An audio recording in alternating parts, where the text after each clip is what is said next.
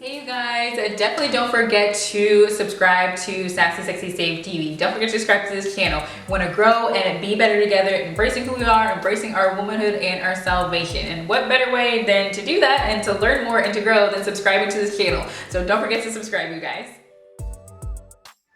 Thank you guys for joining me here for another episode of Women of the Bible. I am so excited in regards to this segment, probably one of my favorite segments here as we continue to learn and grow and be better together. Learning about these different women of the Bible, learning from their examples, whether they're good or bad, to kind of see how we can use their examples and how to live our lives and how we have an understanding of that we're not alone in certain situations that we find ourselves in on a daily basis, or maybe something that we're struggling with. I love this segment so much because these women, we can see different parts of ourselves in each one of these women.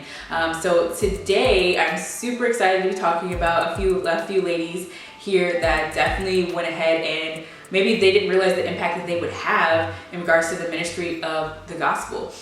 And for myself, I probably every single week have thoughts in regards to what legacy am I leaving behind? Am I impacting, my family or my children, and what I'm doing? Am I leaving behind anything for my family in my home?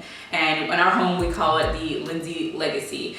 Now, in most families, we definitely think about the things that we want to leave behind for our children or for our families. Even think about if we're even leaving anything behind at all. I know with certain families, there's certain items or traditions, that are given or passed down to the family, because of course there's some level of importance, right? So that's passed down because it's important, it's vital. We want this thing or, to be something that is remembered, passing down to the next generation, to the next. And what I want to talk about today, or who I want to talk about today specifically, I want to talk about Lois and Eunice. And both these women are mentioned here in 2 Timothy, the 1st chapter, verse 5. I am reminded of your sincere faith, which first lived in your grandmother Lois and in your mother Eunice, and I am persuaded now lives in you also. Now, this part of the letter is actually that Paul is writing to Timothy specifically. But if you kind of read the entire chapter, it can also be debated that it's for those who are living in the last days. And I know that now Timothy's mother is Eunice and his grandmother is Lois. Lois is a woman of faith, and her faith is mentioned now in this letter that Paul is writing several years later, as Paul is again writing specifically to Timothy, who is in the ministry. Which right away had me asking the question, did she know the impact that her faith would have, that her faith would kind of spark or create or influence a ministry for her grandson?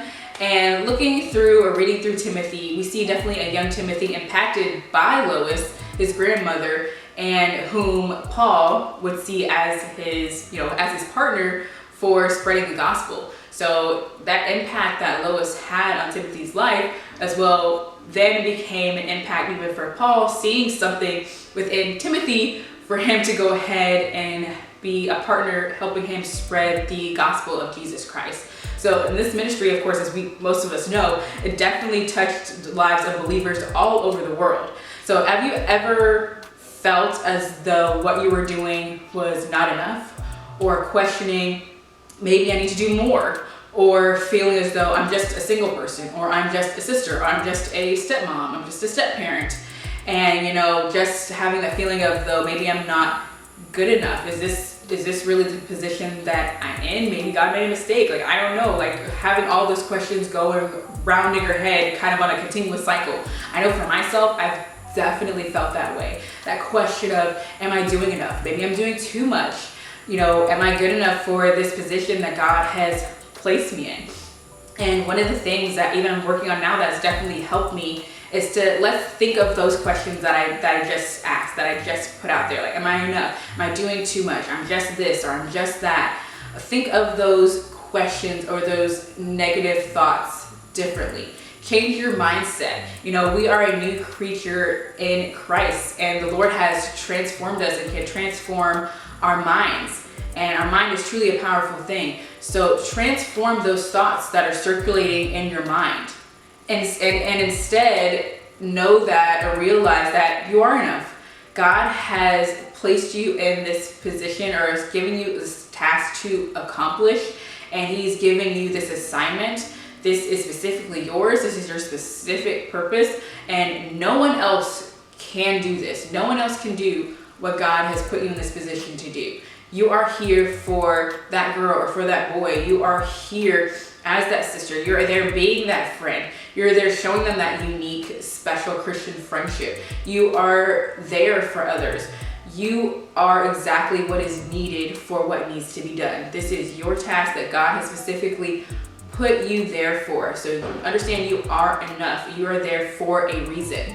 So look at the bigger picture. Going back to the text here, all that Lois really handed down was her influential faith that impacted her daughter, and then later on impacted her grandson, who ended up teaching lives around the world in regards to the ministry of the gospel. So your legacy, whatever you're trying to leave behind or wanting to leave behind that's impactful, whether big or small, is always going to be enough. I think we as human beings just always want this really big thing to leave behind, or whether that may be a bunch of money, maybe that might be a home, or certain traditions, things that are very big, you know what I mean? But those things that we're trying to leave behind don't eliminate these small things. Anything that you're doing is going to be enough. Look at Matthew, the 17th chapter, verses 20. I tell you the truth, if you have faith, even as small as a mustard seed, you can say to this mountain, move from here to there, and it would move. Nothing would be impossible. So that faith that Timothy had, that faith grew from one generation to the next. That sprouted a branch in ministry that again touched the ends of the world. And Lois, along with Timothy's mother Eunice, had a godly influence in teaching the scriptures to Timothy. So we see that here, that was kind of laying the groundwork that enabled him to have a sincere faith as well.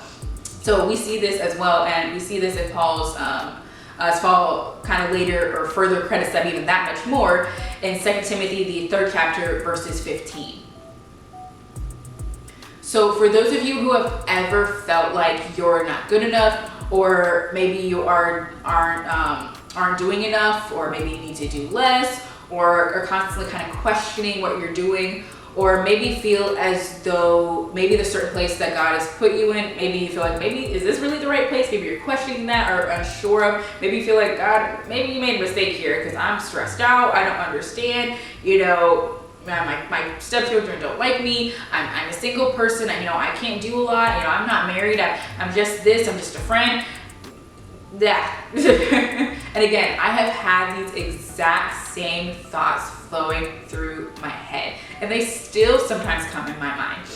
You've got to remember to change that narrative that is going on.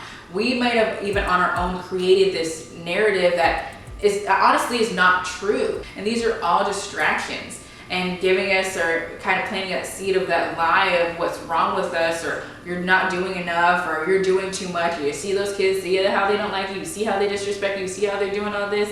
That's what he does.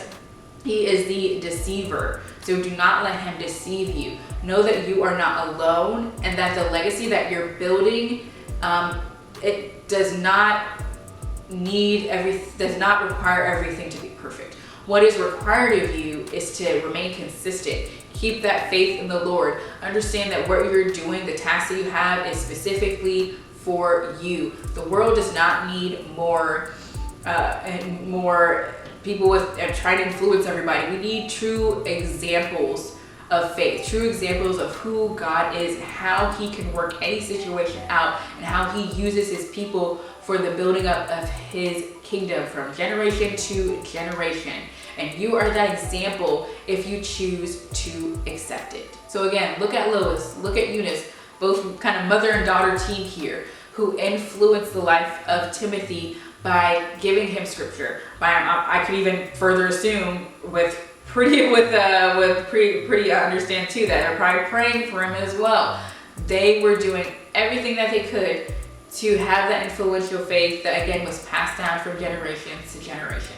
So if you need further encouragement or examples of those women of faith in the Bible, look to Lois, look to Eunice. It's kind of have this fun how I think about it and thought about it in my head as I was going through everything. It's like we have this mother and daughter, team, as mother and daughter duo who is putting the scriptures into their son, putting the scriptures into her grandson, understanding their influential faith that they have.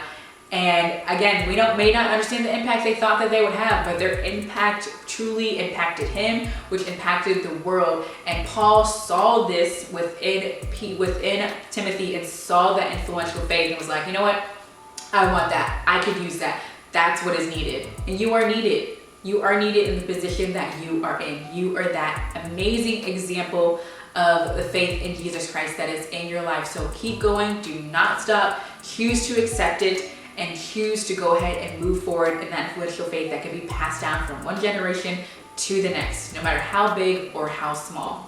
Thank you guys again for joining me here for another episode here of Women of the Bible. Again, this is probably one of my favorites segments that I have with you guys. I mean, they're all fun, of course, but this is probably one of my favorites because I'm specifically talking to you women, and we need those examples, and we want to grow and be better together. So for any information, guys, you want more scriptures, anything like that, go to my blog, www.sassysexysaved.com.